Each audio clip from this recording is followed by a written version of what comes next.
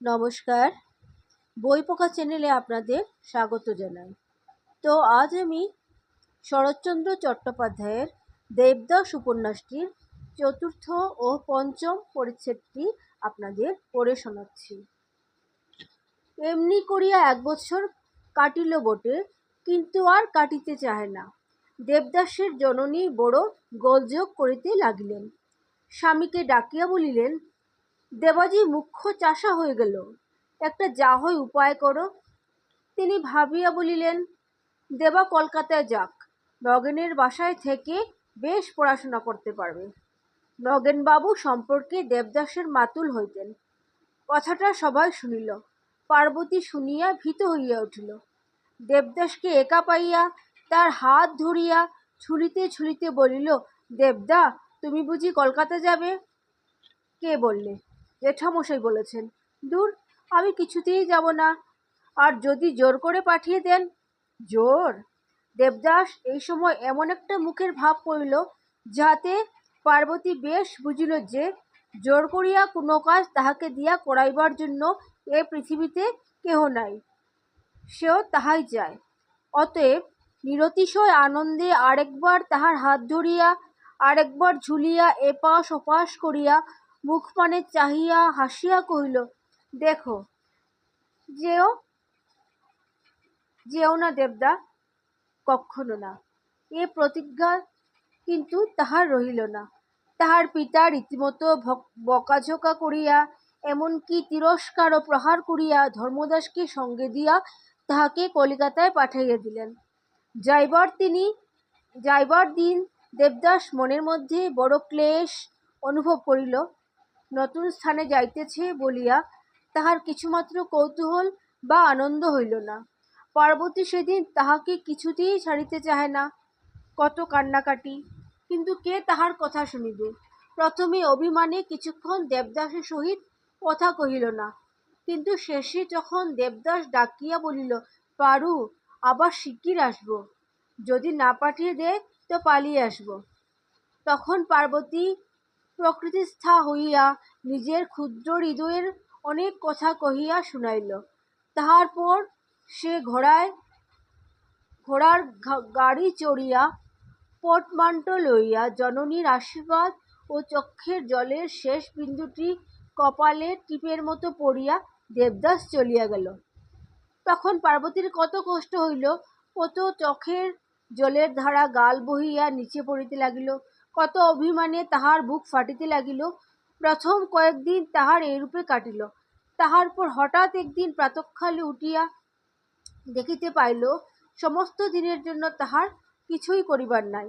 ইতিপূর্বে পাঠশালা ছাড়িয়া অবধি প্রাতঃকাল হইতে সন্ধ্যা পর্যন্ত শুধু গোলমালে হুজুগে কাটিয়া যাইত। কত কি যেন তাহার করিবার আছে, শুধু সময়ে কুলাইয়া উঠিত না।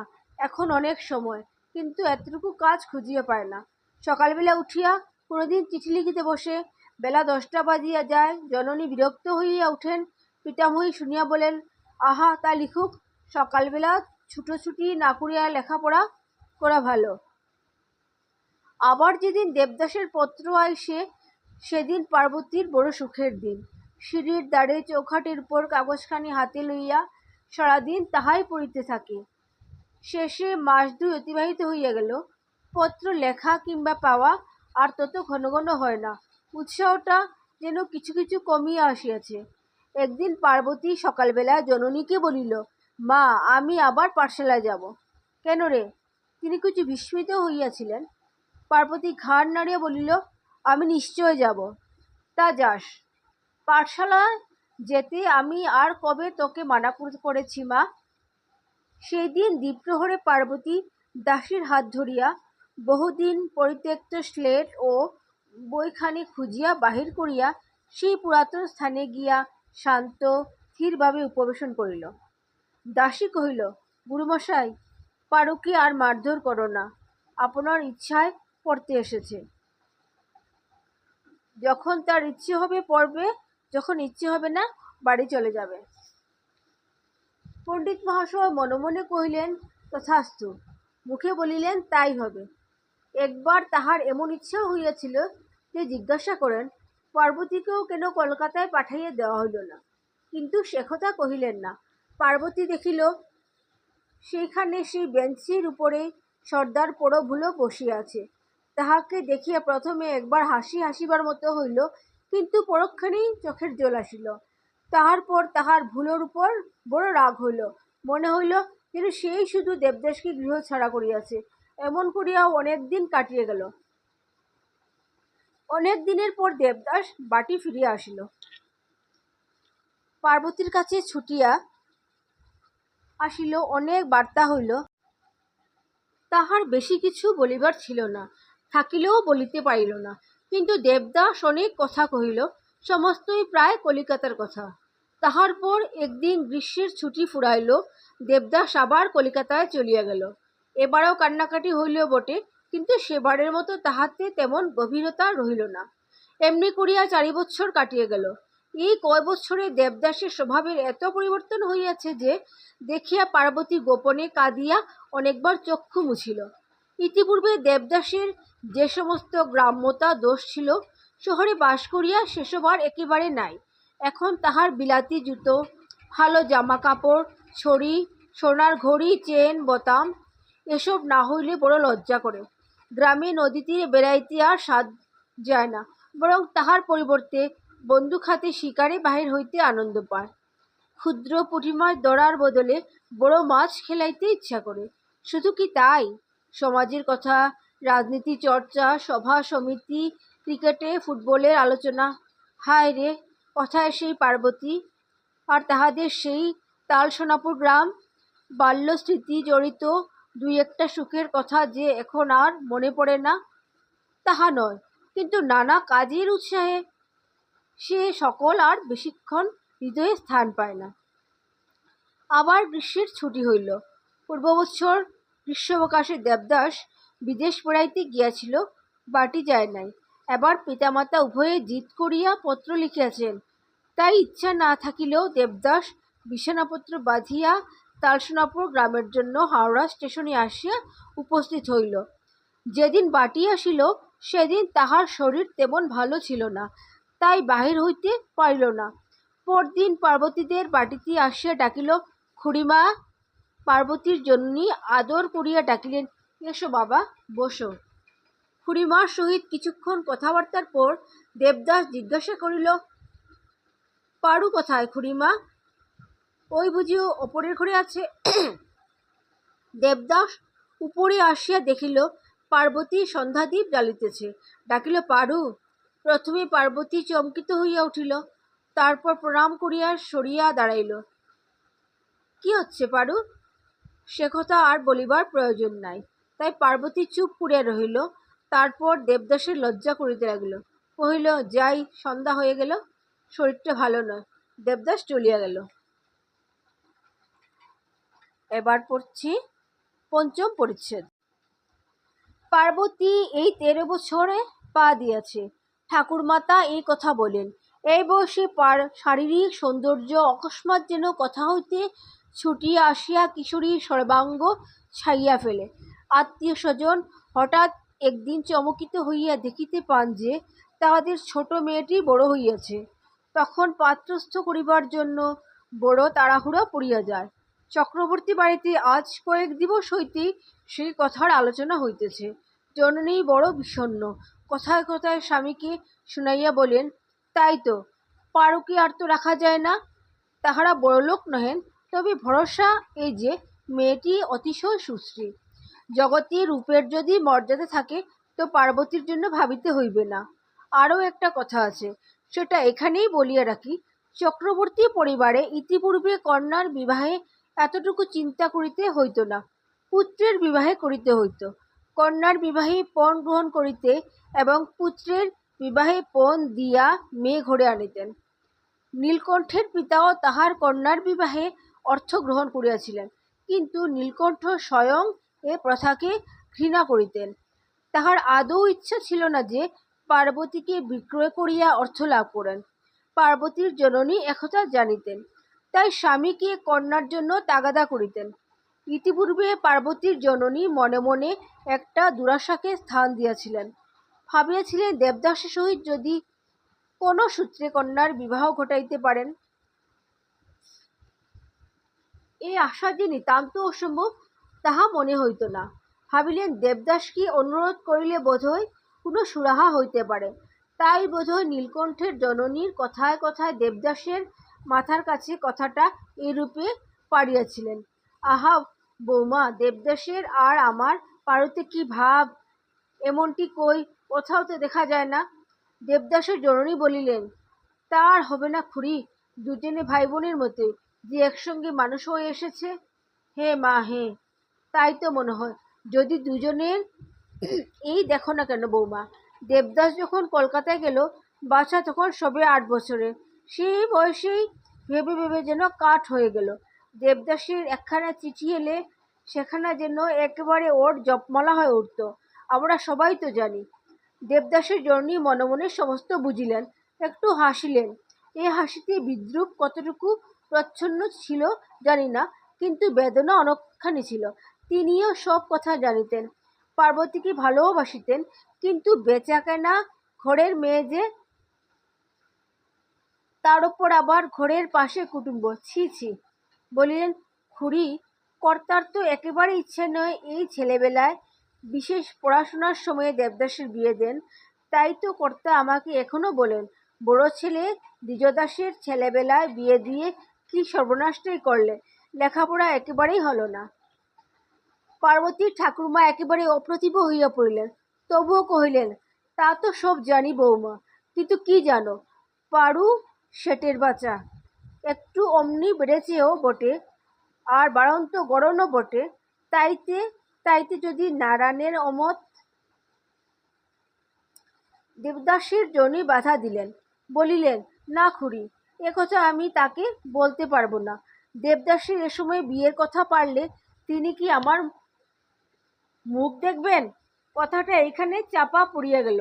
কিন্তু স্ত্রীলোকের পেটে কথা থাকে না। দেবদাসের জননী কর্তার খাবার সময় কথাটা পাড়িয়া বলিলেন, পারুর ঠাকুমা আজ তার বিয়ের কথা পেরেছিলেন। কর্তা মুখ তুলিলেন, বলিলেন, হ্যাঁ, পারুর বয়স হলো বটে, শীঘ্র বিবাহ দেওয়াই কর্তব্য। তাই তো আজ কথা পেরেছিলেন। বললেন, দেবদাসের সঙ্গে যদি। স্বামী ভ্রু কুঞ্চিত করিলেন, তুমি কি বললে? আমি আর কি বলবো, দুজনের বড় ভাব, কিন্তু তাই বলে কি বেচা কেনা চক্রবর্তী ঘরের মেয়ে আনতে পারি? তাতে আবার বাড়ির পাশে কুটুম্ব, ছি ছি। কর্তা সন্তুষ্ট হইলেন, কহিলেন, ঠিক তাই, কুলের কি মুখ হাসাবো, এসব কথায় কান দিও না। গৃহিণী শুষ্ক হাসি হাসিয়া কহিলেন, না, আমি কান দিইনি, কিন্তু তুমিও যেন ভুলে যেও না।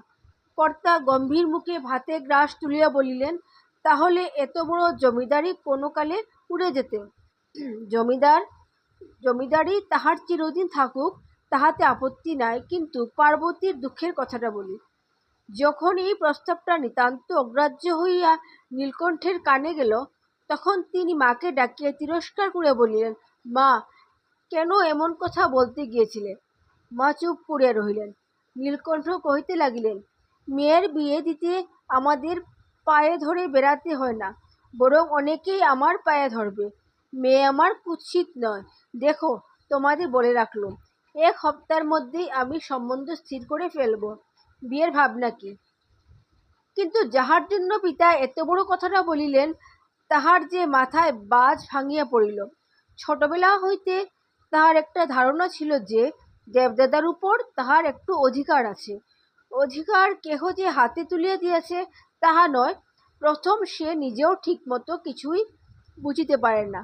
অজ্ঞাতসারে অশান্ত মন দিনে দিনে এই অধিকারটি এমন নিঃশব্দে অথচ এত দৃঢ় করিয়া প্রতিষ্ঠিত করিয়া লইয়াছিল যে বাহিরে যদিও একটা বাহ্য আকৃতি তাহার এতদিন চোখে পড়ে নাই, কিন্তু আজ এই হারানোর কথা উঠিতেই তাহার সমস্ত হৃদয় ভরিয়া একটা ভয়ানক তুফান উঠিতে লাগিল।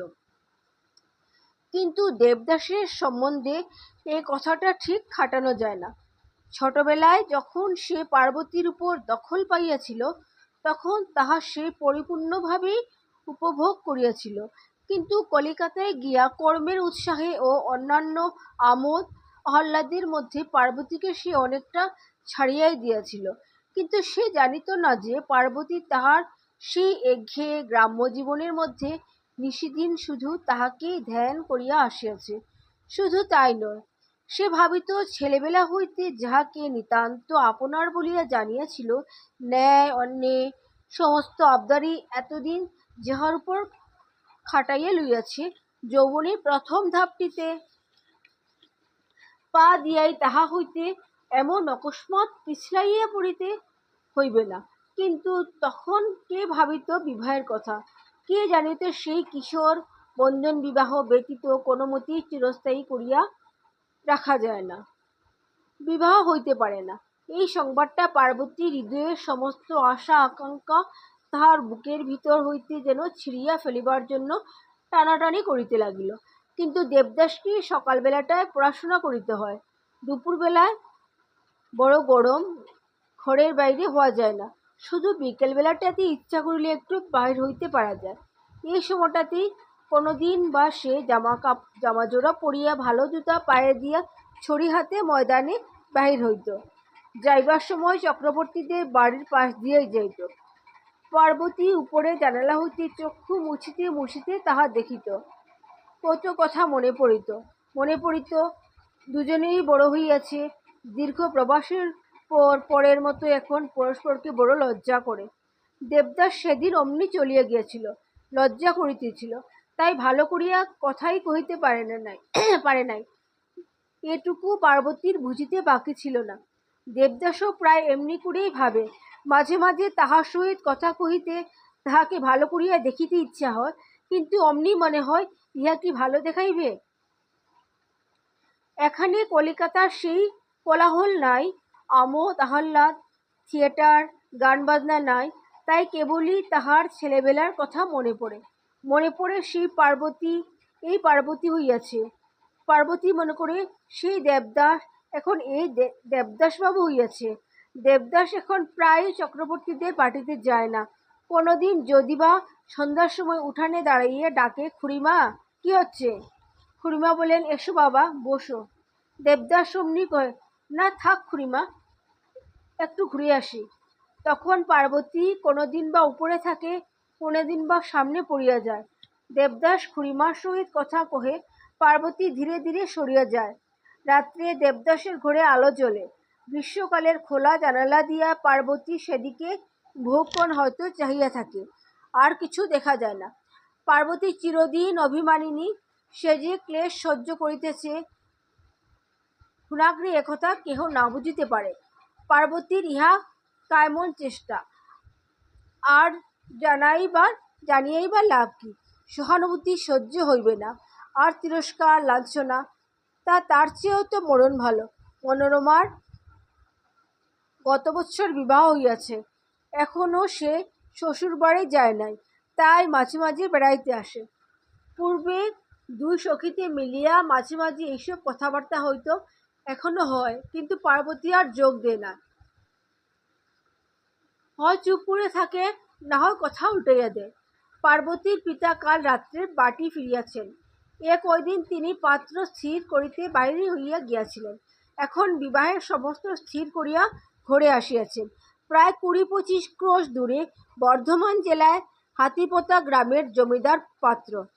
তাহার অবস্থা ভালো, বয়স 40-এর নিচেই। গত বৎসর স্ত্রী বিয়োগ হইয়াছে, তাই আবার বিবাহ করিবেন। সংবাদটা যে বাটির সকলেই চিত্তরঞ্জন করিয়াছিল তাহা নয়, বরং দুঃখের কারণই হইয়াছিল।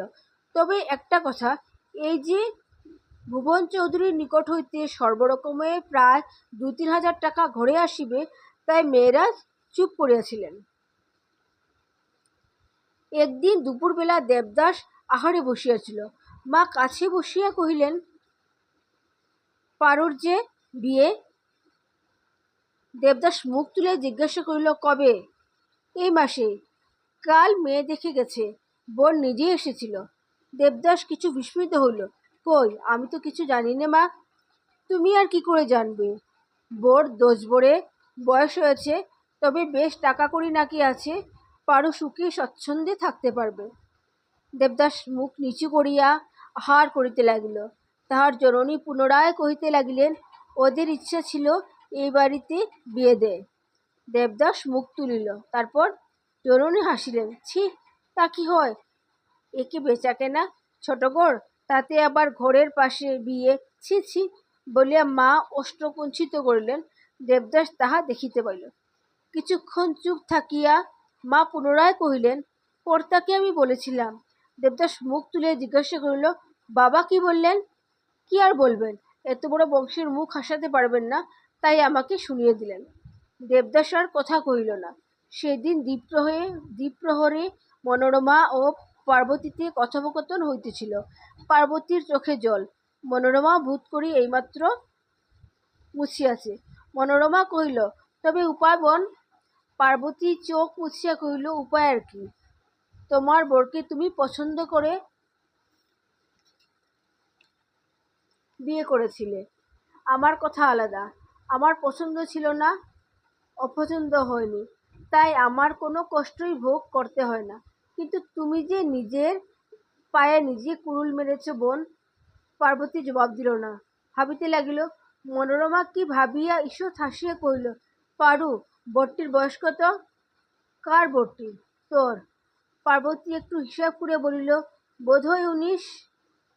মনোরমা অতিশয় বিস্মিত হইল, কহিল, সে কি? এই যে শুনলুম প্রায় 40।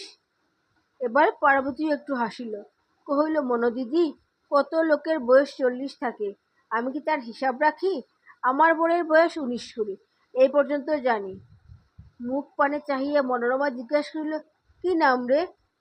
পার্বতী আবার হাসিয়া উঠিল, এতদিনে বুঝি তাও জানো না? কি করে জানবো? জানো না? আচ্ছা বলে দে। একটু হাসিয়া একটু গম্ভীর হইয়া পার্বতী তাহার কানের কাছে মুখ আনিয়া বলিল, জানিস নে, শ্রী দেবদাস। মনোরমা প্রথমে একটু চমকাইয়া উঠিল, পরে ঠেলিয়া দিয়ে বলিল, আর ঠাট্টায় কাজ নেই। নাম কি? এবেলা বল, আর তো বলতে পারবি না। এই তো বললুম। মনোরমা রাগ করিয়া কহিল, যদি দেবদাস নাম, তবে কান্নাকাটি করে মরছিস কেন? পার্বতী সহসা মলিন হইয়া গেল। কি যেন একটু ভাবিয়া বলিল, তা বটে, আর তো কান্নাকাটি করব না। পারু, কি? সব কথা খুলে বল না বোন, আমি কিছুই বুঝতে পারলুম না। পার্বতী কহিল, যা বলবার সবই তো বললুম, কিন্তু কিছুই যে বোঝা গেল না রে। যাবেও না। বলিয়া পার্বতী আর একদিকে মুখ ফিরাইয়া রহিল। মনোরমা ভাবিল, পার্বতী কথা লুকাইতেছে, তাহার মনের কথা কহিবার ইচ্ছা নেই। বড় অভিমান হইল। দুঃখিত হইয়া কহিল, পারু, তোর যাতে দুঃখ, আমারও তাতে তাই বোন। তুই সুখী হ, এই তো আমার আন্তরিক প্রার্থনা। যদি কিছু তোর লুকোনো কথা থাকে, আমাকে বলতে না চাস, বলিস নে, কিন্তু এমন করে আমাকে তামাশা করিস নে। পার্বতীও দুঃখিত হইল, কহিল, ঠাট্টা করিনি দিদি, যতদূর নিজে জানি ততদূর তোমাকেও বলেছি। আমি জানি আমার স্বামীর নাম দেবদাস, বয়স 19-20, সেই কথাই তো তোমাকে বলেছি। কিন্তু এই যে শুনলুম তোর আর কথার সম্বন্ধ স্থির হয়েছে। স্থির আর কি, ঠাকুরমার সঙ্গে তো আর বিয়ে হবে না, হলে আমার সঙ্গেই হবে। আমি তো কই এ খবর শুনিনি। মনোরমা যাহা শুনিয়াছিল তা এখন বলিতে গেল। পার্বতী তাহাতে বাধা দিয়া বলিল, ওসব শুনেছি, তবে দেবদাস তোকে? কি আমাকে? মনোরমা হাসি চাপিয়া বলিল, তবে স্বয়ম্বরা বুঝি? লুকিয়ে লুকিয়ে পাকা বন্দোবস্ত করা হয়ে গেছে। কাঁচা পাকা এখনো কিছুই হয়নি। মনোরমা ব্যথিত সরে কহিল, তুই কি বলিস পারু? কিছুই তো বুঝতে পারিনি। পার্বতী কহিল, তাহলে দেবদাসকে জিজ্ঞেস করে তোমায় বুঝিয়ে দেবে। কি জিজ্ঞেস করবে? সে বিয়ে করবে কিনা তাই। পার্বতী ঘাড় নাড়িয়ে বলিল, হ্যাঁ তাই। মনোরমা ভয়ানক আশ্চর্য হইয়া কহিল, বলিস কি পারু, তুই নিজে একথা জিজ্ঞাসা করবি? দোষ কি দিদি? মনোরমা একেবারে অবাক হইয়া গেল। বলিস কি রে, নিজে? নিজেই, নইলে আমার হয়ে আর কে জিজ্ঞাসা করবে দিদি? লজ্জা করবে না? লজ্জা কি? তোমাকে বলতে লজ্জা করলুম? আমি মেয়ে মানুষ, তোর সই, কিন্তু সে যে পুরুষ মানুষ পারু। এবার পার্বতী হাসিয়া উঠিল, কহিল, তুমি সই, তুমি আপনার, কিন্তু তিনি কি পর? যে কথা তোমাকে বলতে পারি, সে কথা কি তাকে বলা যায় না? মনোরমা অবাক হইয়া মুখপানে চাহিয়া রইল। পার্বতী হাস্যমুখে কহিল, মনোদিদি, তুমি মিছামিছি মাথায় সিঁদুর পরিস। কাকে স্বামী বলে তাই জানিস নে। তিনি আমার স্বামী না হলে, আমার সমস্ত লজ্জা শরমের অতীত না হলে আমি এমন করে মরতে বসতুম না। তাছাড়া দিদি, মানুষ যখন মরতে বসে তখন সে কি ভেবে দেখে বিষয়টা তেতো কি মিষ্টি? তার কাছে আমার কোনো লজ্জা নেই। মনোরমা মুখপানে চাহিয়ে রইল। কিছুক্ষণ পরে বলিল, তাকে কি বলবি? বলবি যে পায়ে স্থান দাও? পার্বতী মাথা নাড়িয়ে বলিল, ঠিক তাই বলবো দিদি। আর যদি সে স্থান না দেয়? এবার পার্বতী বহুক্ষণ চুপ করিয়া রহিল। তাহার পর কহিল, তখনকার কথা জানি নে দিদি। বাটি ফিরিবার সময় মনোরমা ভাবিল, ধন্য সাহস, ধন্য বুকের পাঠা, আমি যদি মরেও যাই তো এমন কথা মুখে আনতে পারি না। কথাটা সত্যি, তাই তো পার্বতী বলিয়াছিল, ইহারা অনর্থক মাথায় সিঁদুর পরে, হাতে নোয়া দেয়। ধন্যবাদ। তো আজ এতটুকুই। ভুল ত্রুটি হলে আমাকে মাফ করবেন।